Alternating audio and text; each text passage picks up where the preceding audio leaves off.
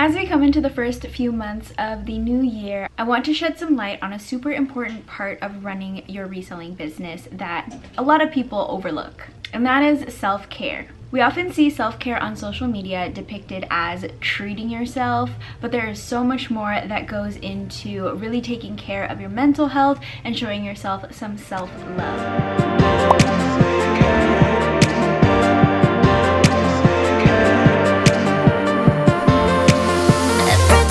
So in today's video, we are talking about 5 ways you can practice self-care as a reseller. Before we begin, make sure you are subscribed to Vendoo's YouTube channel. They put out videos every single Friday sharing tips and tricks to help you grow and scale your reselling business.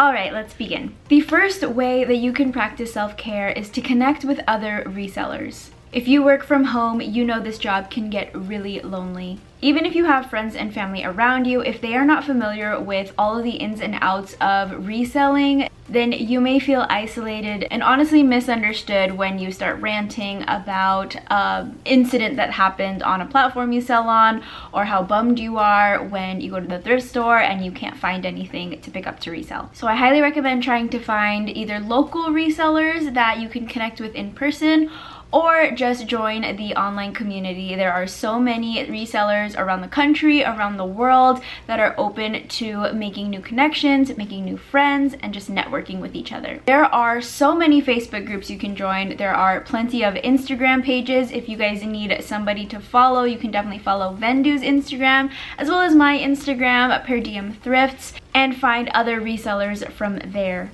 If you want to take it a step further, there are mentorship groups you can join, mastermind groups, and you can really find some amazing people in our community who are willing to help and teach and just connect. You can find accountability partners, thrifting buddies, mentors, and even lifelong friends in the reseller community. It's just so important to find people who understand exactly what you go through on a day-to-day basis and find that connection that honestly just feeds your soul. I recently read a quote in a book that I'm reading called She Builds by Jada Selner that says, "What keeps you in the game for the long haul is a group of peers who are on the same journey and understand what you're going through." Having that connection and networking with other small business owners, even maybe other people who are not resellers but who run small businesses, can also help give you different insight on business. And honestly, it's just so nice to have people around who get you. Number 2 is to stop the comparison game. While social media can be a great way to connect, we also have to remember that Instagram is a highlight reel. You're never gonna see the full scope of somebody's business or somebody's life, and so it's not only unfair to you, but it's also unfair to others when you start comparing your 2 completely different situations. So if you catch yourself starting to pin yourself against somebody else that you see on social media, it may be time for a social media detox. You can start by limiting how many hours you spend on social media, but if you're like me and you rely on social media to help market your business, you can also mute accounts that may be triggering to you. You don't have to unfollow them completely, but if you mute them, then you won't see their posts in your feed and they won't be notified that you muted them. Sometimes I just do this for a season, and when I finally build up my own kind of confidence and self-worth again, I can unmute people and it won't be as triggering to me. We love to support each other, we love to connect on social media, but you guys are fully aware, as well as I am, that social media can be toxic at times, so it's just good to have boundaries in place when necessary. When you find yourself stuck in comparison mode, remember that the only person you should be in competition with is yourself. Instead of monitoring other people's businesses on social media or wherever, you should spend your time focusing on your own numbers and your own analytics so that you can keep improving and beat your sales from the month prior or from the year prior. If you use Vendoo, you can utilize their analytics to track your sales and set goals for yourself to keep improving and keep challenging yourself. The third way to practice self-care as a reseller is by learning to let go. Yes, this business is your baby. I totally resonate with that. But you need to learn how to delegate, automate, and ask for help when necessary. It's okay to not be in control of everything. It's easier said than done for sure. It may even seem impossible right now, but you will thank yourself in the long run. Someone once told me that if somebody else can do a task 80% as well as you can, you should let them do it. No, it's not going to be perfect because nobody is ever going to treat your business with as much love and passion as you do, but that doesn't mean that there aren't people out there who will still do a good job. And 80% is still a B, which honestly is still a pretty good grade. So if you can learn how to delegate and ask for help when you need to, it's really going to help you relieve extra stress. Letting go also means learning how to not take things so personally. Emotions are important for running a business. Without passion, there would be no drive to do all the work that we have to do to keep our businesses running. But you need to learn how to not let your emotions get in the way of running your business efficiently. What exactly do I mean? Well, when somebody opens a case against you on Poshmark or somebody asks for a return on eBay, don't take it personally. They didn't open the case to attack you personally. They're not trying to start a fight. They're not questioning your worth. In the grand scheme of it, customers probably aren't even really thinking about you at all as a seller. All they know is that they don't want the item that they received, and that's okay.